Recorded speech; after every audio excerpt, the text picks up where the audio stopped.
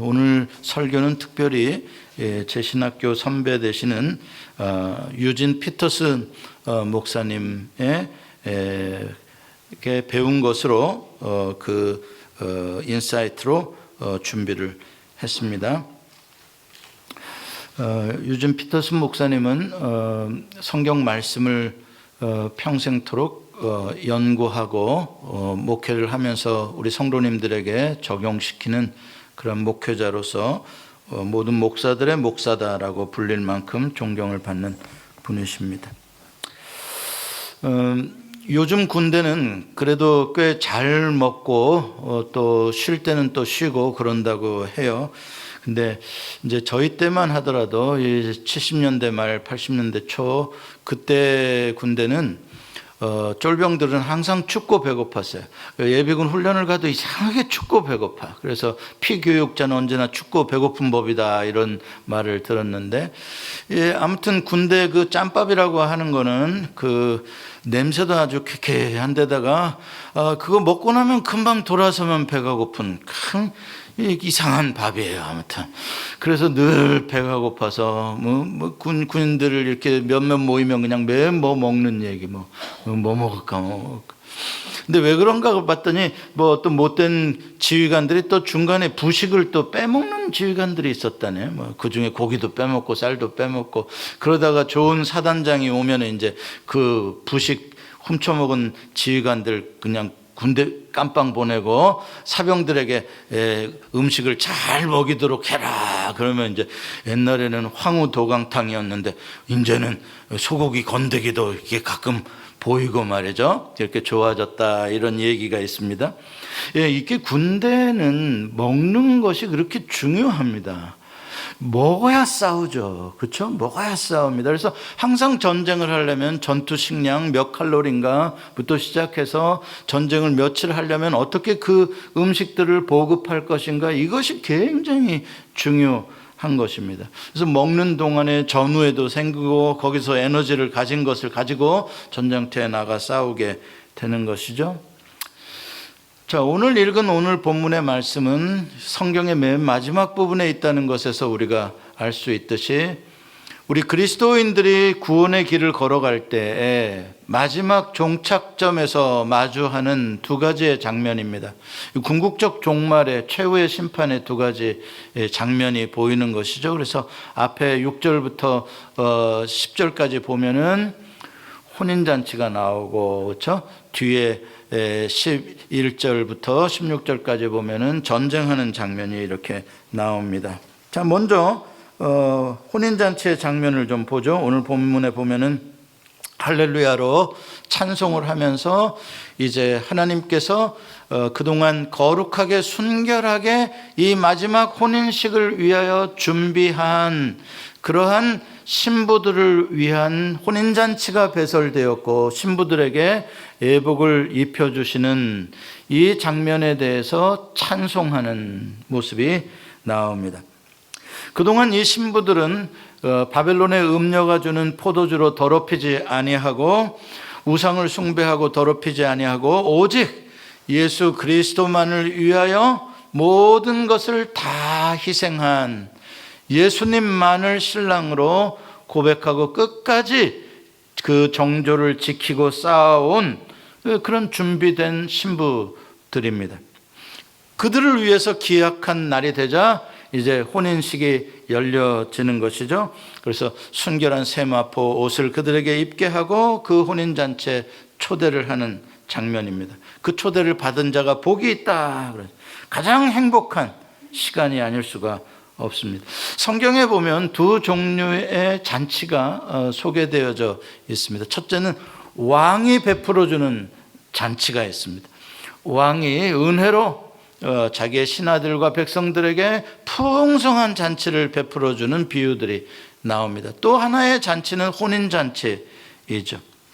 둘 다 공통점은 다 평화롭게 풍성하게 즐겁게 기쁘게 거기 있는 모든 사람들이 그 잔치에서 먹고 마시고 인조이를 하는 것입니다. 그래서 하나님의 나라란 잔치하는 곳과 같다라고 말씀하십니다. 특별히 왕이신 하나님께서 자격이 없는 그 왕의 잔치자리에 올 만한 자격이 안 되는 사람들을 은혜로 하나님이 누구나 다 불러주셔서 그 잔치에 참여하게 하시는 것이다. 그러니까 거절하지 말고 그 잔치에 초청을 받았을 때 참여하라, 이렇게 예수님께서 말씀을 하십니다. 복음서에 보면은 예수님에 대해서 많은 비난하는 말들이 나오는데, 조롱하고 험담하고, 특히 종교 지도자들, 유대 종교 지도자들이 그렇게 예수님을 쫓아다니면서 와치하고 어떻게든지 흠집을 잡으려고 하던 사람들이 있는데, 한 번은 뭐라고 예수님을 그렇게 비난하냐면, 이 사람은 음식을 탐하고 먹는 것을 탐하고 포도주를 즐기는 사람이다. 그렇게 예수님을 험담을 하는 거예요.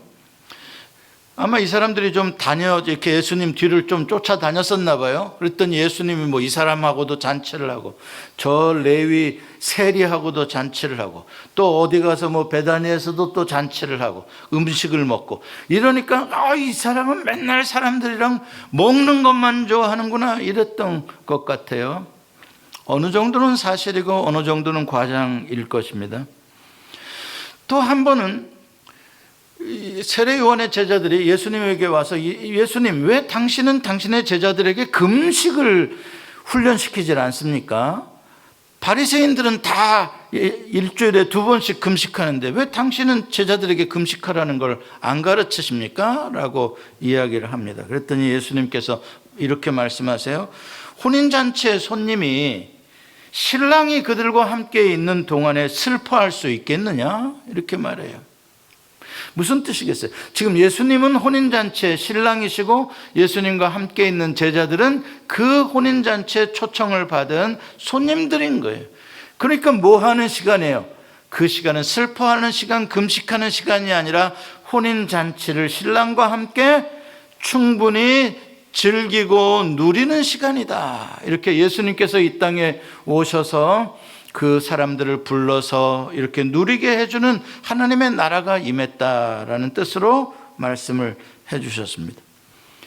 실제로 요한복음에 보면 예수님께서 첫 번째 기적을 행하신 곳이 어딘가 했더니 갈릴리 가나라는 동네인데 혼인잔치집이었습니다. 우연은 아니죠. 첫 번째 기적이 혼인잔치집이에요. 그것도 사람이 열심히 준비했는데 그 포도주가 모자라 버리는, 기쁨이 중단되어져 버리는 그런 썰렁한 잔치집으로 끝날 수 있는 그 상황에서 예수님은 물을 최고급의 포도주로 바꾸어 주셔서 거기 있는 모든 사람들이 이전보다 더 즐겁게 잔치를 가질 수 있도록 해주셨다. 이게 바로 예수님이 이 땅에 가지고 오실, 우리에게 주실 바로 그 혼인잔치의 하나님의 나라를 예표하고 있는 표적이었다는 걸 우리가 알 수가 있죠. 또 예수님께서는 빈들에서 예수님의 말씀을 듣고 병고침을 받으려고 온 그 사람들을 불쌍히 여기사 보리떡 5개와 물고기 2마리를 가지고 그 배고픈 사람들을 5,000명이나 넘게 배부르게 먹이시고 12광주리를 남게 하시고요. 수가성에 목마른 여자, 인생에 있어서 만족을 모르는 그런 여자에게 영원한 생수를 그 마음에서 솟아나게 해주시고요. 이유는 정확히 모르지만 12살 된 회당장 야이로의 딸이 죽었는데 예수님께서 불쌍히 여기시고 그 딸을 살려주신 후에 그 딸에게 음식을 먹이라라고 예수님께서 말씀하시죠. 예수님에게 더 떡을 달라고 찾아온 사람들에게는 내가 너희들에게 주려는 떡은 이 세상의 떡이 아니요 생명의 떡이다. 하늘의 떡이다. 내가 곧 떡이니 나를 먹어라. 내 살은 생명의 떡이고 내 피는 생명의 음료다. 이렇게 예수님께서 말씀하시며 초막절에 목마른 자들을 초대하시면 누구든지 목마르거든 내게로 와서 마시라. 이렇게 예수님께서는 배고픈 자들, 목마른 자들, 이 세상의 어느 곳에서도 만족과 잔치를 누리지 못하는 자들을 초대하셔서 그들에게 만족한 식탁을 공급하기를 원하셨습니다.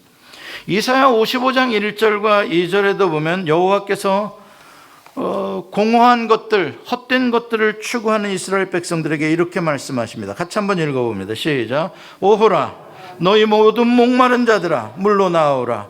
돈 없는 자도 오라. 너희는 와서 사 먹되 돈 없이 값 없이 와서 포도주와 젖을 사라. 여호와 하나님은 자기에게 오는 모든 백성들에게 이렇게 거저 가장 풍성한, 가장 만족한 식탁을 차려주시기를 원하시는 하나님이십니다. 그분은 그 모든 것을 차려주실 수 있는 것을 소유하고 계신 분이십니다. 여호와 하나님께서는 애굽에서 이스라엘 백성들을 건져내시고 광야로 이끄신 다음에 광야에서도 날마다 아침마다 에브리데이 새로운 뉴 만나를 하늘에서 내려주셨습니다.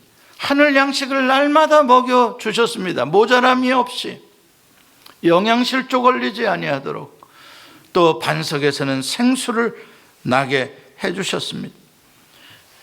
다윗이 시편 23편에서 이렇게 노래합니다. 여호와는 나의 목자시니 내게 부족함이 없으리로다. 그가 나를 푸른 풀밭에 누이시며 쉴 만한 물가로 인도하시는도다. 이게 우리 하나님이십니다. 다윗이 사울 왕을 피하여 급히 도망갈 때에 어떤 도시락 하나 준비도 못했을 때에 너무 배가 고파서 노베에 있는 성막을 찾아갔는데 그 성막에 먹을 것이라고는 유일하게 지난 주간에 하나님께 드려졌던 그 진설병, 성막에 하나님 앞에 드리는 그 진설병밖에 남은 게 없었는데 제사장이 그 떡을 주어서 다윗을 먹게 하고 다윗과 그 일행이 그 떡을 먹고 힘을 얻어 도망칠 수 있었던 것을 우리가 알 수가 있습니다. 선지자 엘리야가 이세벨을 피해서 너무나 몸과 마음이 지쳐서 광야로 도망하여 로뎀나무 아래에서 죽기를 구하며 쓰러져 있습니다. 기진맥진하는 상황입니다. 그러나 하나님께서 찾아오셔서 어루만지며 엘리야를 잠자게 해주시고, 엘리야가 깊이 잠자는 동안에 하나님은 음식을 준비하셔서 시원한 물병과 함께 깨어난 엘리야에게 음식을, 떡을 먹이시고 물을 마시게 하시고, 그 다음에 또 한 번 재우시고 또 한 번 음식을 차려서 두 번을 그렇게 하신 다음에 엘리야는 그 음식에 힘을 얻어서 40주 40야를 걸어 호렙산에 이르러 거기서 여호와 하나님으로부터 새로운 사명을 받고 다시 이세벨이 있는 나라를 향해서 그 사명을 수행하러 떠나는 모습을 우리는 읽게 됩니다. 식탁에 둘러 앉은 사람들을 식구라고 합니다. 이 세상에서 가장 사랑이 넘치는 행복한 공동체의 모습은 식탁에 둘러 앉아 있는 가족들의 모습입니다. 내 상에 둘러 앉아 있는 자녀들은 백향목 같고 내 아내는 포도송이 같다라고 노래를 하는 것처럼, 한 식탁에 둘러 앉아 있다라는 것은 가장 우리가 행복하며 가장 정을 느끼는, 먹는 데서 정난다고 그런 공동체가 아닐 수가 없습니다. 다윗이 무비보셋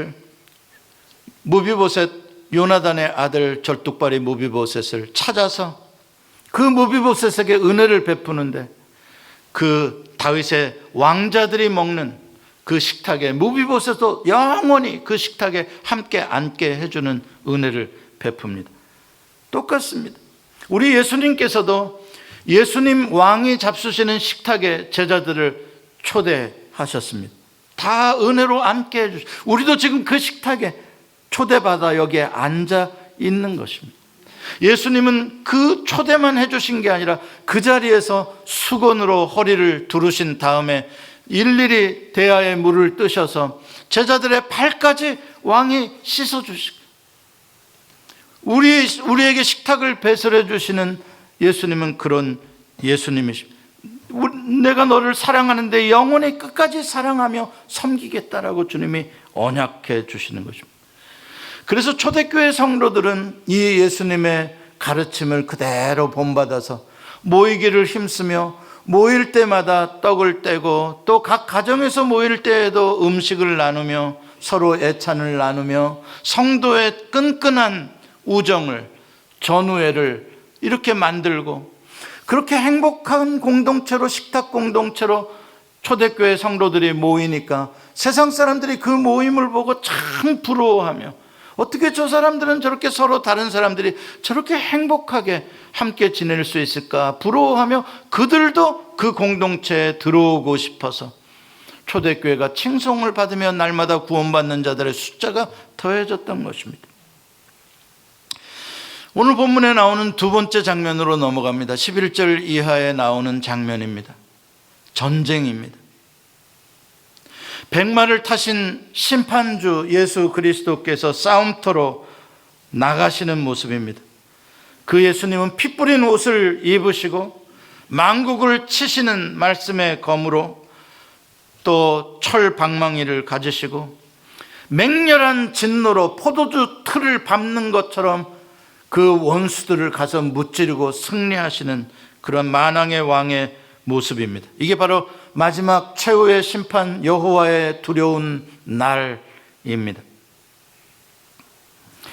본문 14절에 보면은 그 만왕의 왕 백마를 타고 앞서가시는 분을 따르는 군대가 있다라고 말합니다. 예수님 혼자 가시는 게 아니라 예수님 뒤에 군대가 따라가는데, 그 군대의 모습을 보니까 그 군대들도 각각 다 백마를 탔고, 백마를 탔다는 것은 왕 같은 권세를 가지고 있다는 것입니다. 백마를 탄 사람들이, 그들은 무슨 옷을 입었냐? 희고 깨끗한 세마포 옷을 입었다고 말합니다. 예수님 앞서가시는 대장님은 피 뿌린 옷을 입으시고, 그 뒤를 백마를 타고 따라가는 군대들은 희고 깨끗한 세마포 옷을 입고 백마를 타고 예수님의 뒤를 따라 전장터로 나가는 그러한 모습입니다. 그럼 예수님의 뒤를 따라서 가는 백마를 탄 이 군대는 누구를 말하는 것이겠습니까?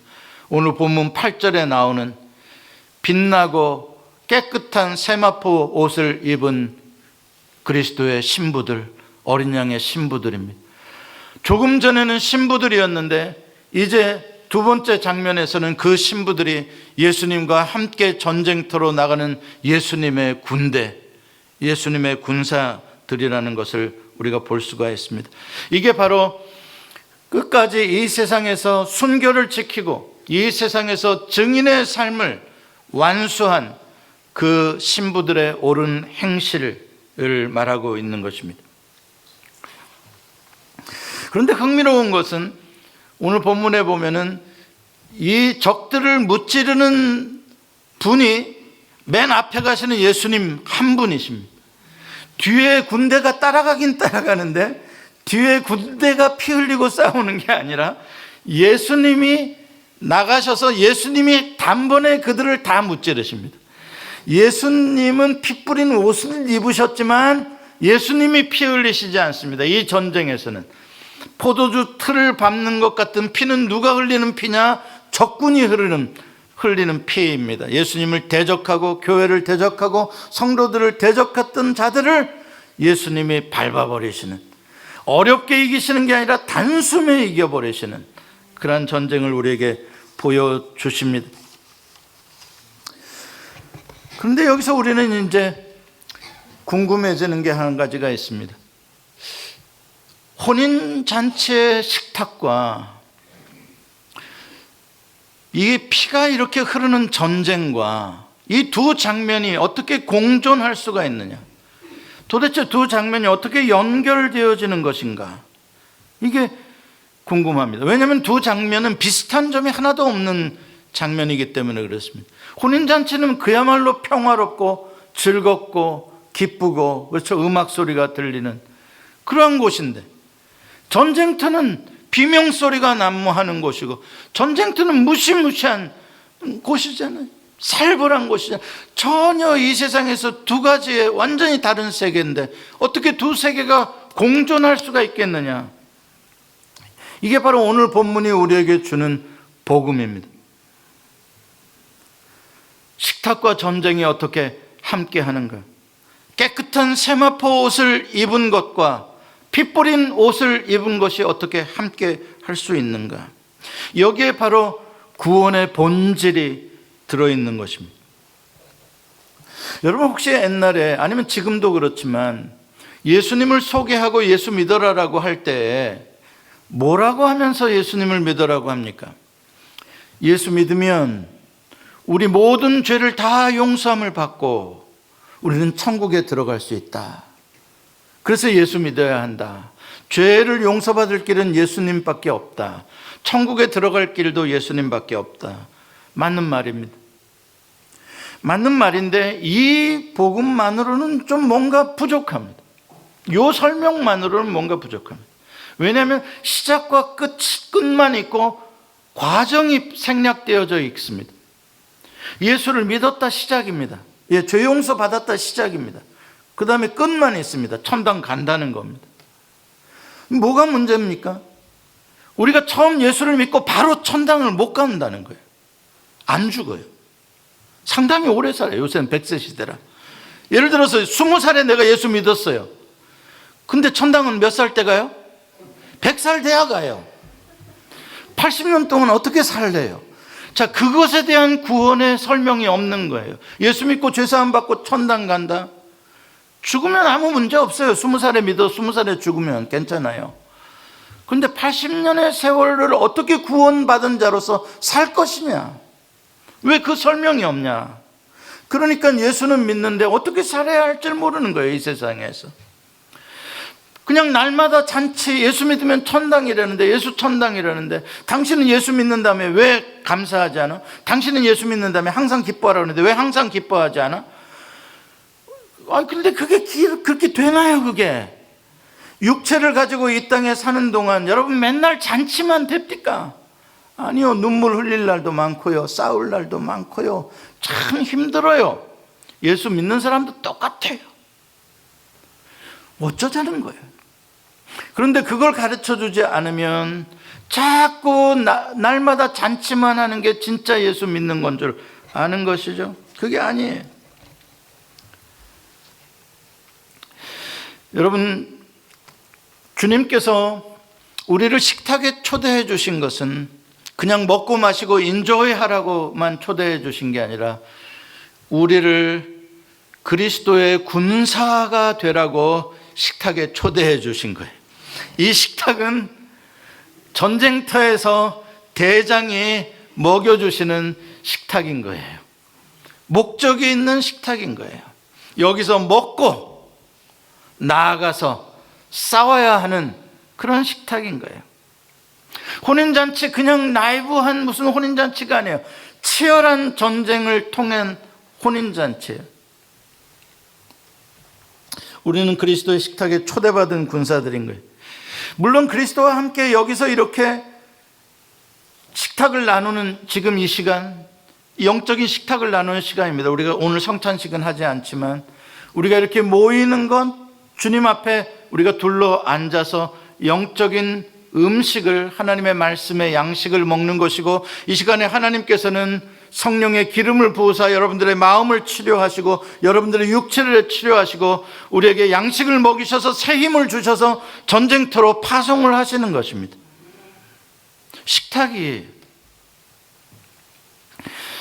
그래서 주님이 전쟁하러 나가실 때 우리도 허리띠를 졸라매고 예수님의 뒤를 따라서 나가는 거예요. 왜냐하면 이 땅에 사는 동안 주님이 재림하시기 전까지, 새하늘과 새 땅이 이루어지기 전까지 이 세상에는, 우리가 육체로 있는 동안 이 세상에는 마귀와 사탄의 권세가 지금도 우는 사자처럼 삼킬 자를 찾아서 전쟁을 하고 있는 전쟁터기 때문에 그러는 거예요. 여러분, 속이 뒤집어지는 날 많이 있죠? 전쟁터인 거예요. 사는 게 전쟁이에요. 마귀와 사탄과 싸워야 하는 전쟁인 거예요. 우리를 가만히 편히 놔두지를 않아요. 그러므로 구원이라는 것은 예수 믿고 죄 용서받고 천당 가는 것이 아니라, 구원은 예수님과 함께 먹고 예수님과 함께 싸우러 나가는 것이 구원입니다. 구원의 내용에는 두 가지가 있는 거예요. 주님과 함께 먹는 것, 주님과 함께 나가서 싸우는 것입니다. 먹지도 않고 싸우기만 하려고 하는 사람들도 있어요. 금욕주의자들이죠. 그 사람들은 번번이 패배합니다. 왜요? 먹은 게 있어야 힘이 나죠. 또 어떤 사람들은 싸우려고는 하지 않고 맨날 먹으려고만 하는 사람들입니다. 영적 비만에 걸려서 아무 짓도 못하고 빨리 죽습니다. 두 가지가 언제나 같이 있어야 되는 거예요. 모였다 흩어졌다, 모이는 교회 흩어지는 교회, 리듬인 거예요. 식탁과 전쟁, 리듬인 거예요. 전쟁 후에 식탁에 참여하고, 식탁에 참여한 후에 전쟁에 나가고, 주일날 모여서 식탁을 베풀고 여기서 치유하고 힘을 얻고 나가서 일주일 동안 싸우고, 또 다음 주에 피곤한 배고픈 몸을 가지고 이곳에 와서 식탁에 둘러앉아서 또 먹고 힘을 얻고 나가고. 근데 이 자리에서 이렇게 주님의 음성과 양식을 먹여주는데 여기서 해탈하면 나가서는 반드시 총 맞아. 그러니 우리가 이걸 심각하게 생각해. 왜 이렇게 주일 예배에 오라 그러냐? 안 오고 어떻게 싸우고 이기겠어요? 무슨 힘으로요? 와서 여기서 회복되고 말씀 받고, 그리고 주님과 함께 나가서 싸워서 승리하고 돌아오는 것이죠. 여러분, 이스라엘 백성들이 애굽에서 해방하고 자유를 얻었습니다. 구원을 얻은 것이죠. 하나님의 나라가 생겨난 것입니다. 시내산에서 십계명을 하나님께서 주시고 언약을 맺습니다. 이 백성과 여호와 하나님 간에 언약을 체결하는 거예요. 언약은 두 가지 의미가 있었어요. 내가 왕이고 너희들은 백성이다. 왕과 백성으로서의 언약이고요, 정치적인 언약이죠. 영적인 언약은 뭔지 아세요? 여호와 하나님이 신랑이시고 이스라엘이 신부가 되는 혼인서약이에요, 영적으로요. 그래서 이스라엘이 신랑 되시는 여호와 하나님 외에 다른 바알신을 섬기면 음행을 한 거예요, 고멜처럼. 무슨 말씀인지 아시죠? 그래서 시내산에서의 여호와와의 언약은 혼인 언약인 거예요. 끝까지 순결을 지켜야만 하는 그 언약이고, 하나님 신랑 되신 하나님께서는 8평짜리 텐트를, 신혼집 허니문 하우스를 짓게 하셔가지고 성막 속에 하나님이 들어오셔서 거기에 레지던트가 하나님이 되신 거예요. 주소지를 하나님이 글로 쓴 거예요. 거기서 뭐 하려고요? 신부 되신 이스라엘을 만나시는 거예요. 거기서 하나님이 만나시는 거예요. 축복해 주시는 거예요. 사랑해 주시는 거예요. 거기서 화목제물을 함께 먹고 마시는 거예요. 그러나 이것이 전부가 아니에요. 민수기로 이제 1년 뒤에 시내산을 떠나 가나안으로 공격해 들어가야 될 때, 그때 되면 이 사람들을 계수하라 그래요. 각 지파별로 몇 명이나 되는지. 그때 계수를 할 때는 이 사람들은 신부가 아니라 군사예요. 하나님의 군대로서 이들 몇 명이 될 것이냐, 나가서 싸울 사람이 몇이냐, 군인으로서 계수되는 거예요. 신부이면서 동시에 하나님의 전쟁을 하기 위한 하나님의 군대였다는 사실을 우리는 알아야 되는 거예요. 그래서 하나님께서는 말씀으로 그들을 먹이시고 사랑으로 그들을 먹이신 다음에 그 믿음을 가지고 그 하나님과 함께 약속의 땅에 들어가서 그 높은 성벽을 뛰어넘고 거인들과 싸워 승리하기를 원하신 거라고요. 시편 23편에 다윗이 노래합니다. 내가 사망의 음침한 골짜기로 다닐지라도 해를 두려워하지 않을 것은 주께서 나와 함께 하심이라. 늘 푸른 초장, 맑은 쉴만한 물가만 있는 게 아니에요. 우리의 목자는, 여러분, 맹수는 어디 있을 것 같아요? 밖에 나가면 맹수는 어디에 있을 것 같아요? 쉬워요. 양이 있는 곳에 맹수가 있어요. 너무 쉬운 거예요. 맹수는 어떤 특정한 장소에만 숨어 있는 게 아니에요. 배고파 죽어요, 그건. 양이 있는 곳에 맹수는 있는 거예요. 그래야 먹으니까요. 무슨 말씀인지 아시겠어요?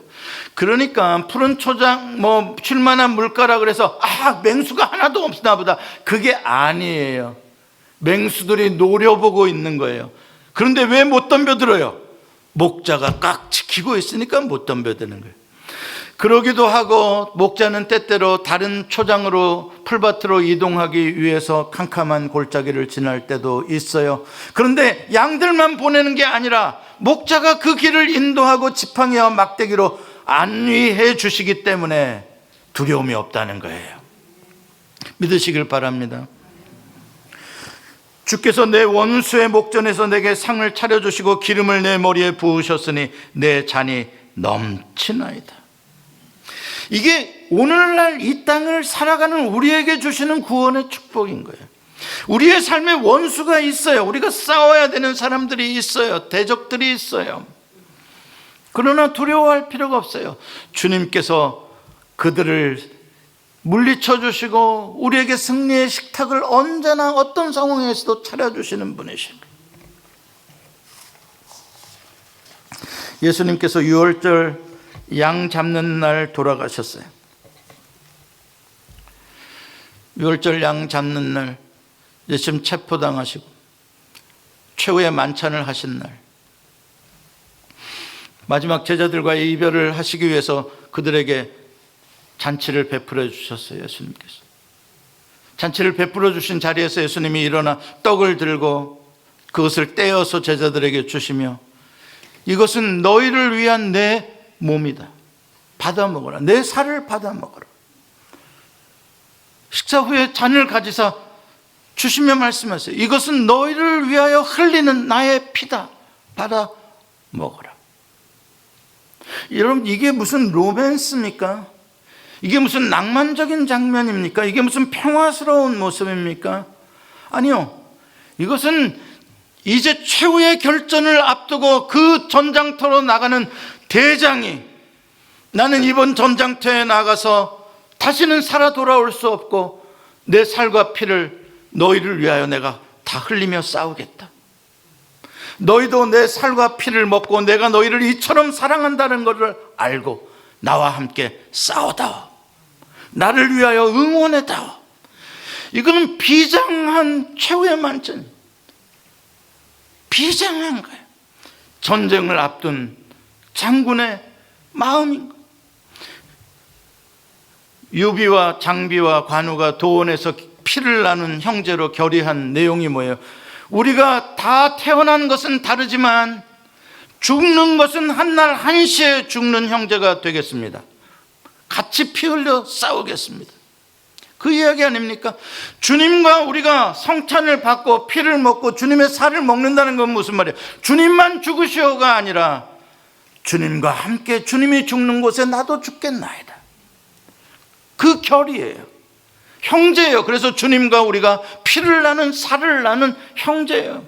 주님이 형님이시고 우리도 모두 다 형제, 우리도 같이 결의한 사람들이기 때문에 한 피바다 한 몸 이룬 형제요, 친구들이요. 예수님은 그렇게 만찬을 마치시고 겟세마네 동산을 향하여 들어가셨어요. 겟세마네 동산이 어떤 곳인데요? 예수님을 잡으려고 이미 가룟 유다에게 정보를 얻어서 거기에는 수많은 군병들이 겹겹으로 그 동산을 포위하고 예수님을 잡으려고 호랑이 굴처럼 기다리고 있던 곳이, 예수님 글로 들어가셨어요. 전쟁터로 멋있게 당당하게 들어가셔서 기도로 싸우신, 기도로 싸우죠. 제자들은 뭔지도 몰라. 지금 전쟁을 하는 건지도 몰라. 아까 저녁에 최후의 만찬 때 내가 밥을 너무 많이 먹었나 보다, 포도주를 너무 많이 먹었나 보다, 왜 이렇게 잠이 오냐? 그러고서 퍼지고 자는 거야. 야, 너 한시도 깨어 있을 수가 없더냐? 나는 이렇게 영적인 싸움을 전쟁터의 한가운데서 싸우고 있는데 너희는 나를 위하여 한 시간도 기도해 줄 수 없겠더냐? 내가 너희에게 내 살을 주고 내 피를 마시게 한 게 무슨 뜻인지 이토록 모른단 말이냐? 예수님은 그 자리에서 체포당하신 치열한 싸움이에요. 대제사장들로부터 신문을 당하시고 천한 사람들이 예수님께 침을 뱉고 천한 사람들이 예수님의 뺨을 때리고 군병들이 예수님을 채찍질하면서 모든 피를 다 쏟게 만들고 머리에 가시관을 씌우고 눈을 가리고 뺨을 치면서 누가 너를 쳤는지, 네가 메시아고 네가 선지자면 알아맞혀오라고 조롱하고 치열한 싸움이에요. 예수님은 그 싸움을 혼자서 통과하고 계시는 거예요. 백마를 타시고 맨 앞에서 나를 위하여 싸우고 계시는 거예요. 그런데 그 제자들은 졸고 있는 거예요.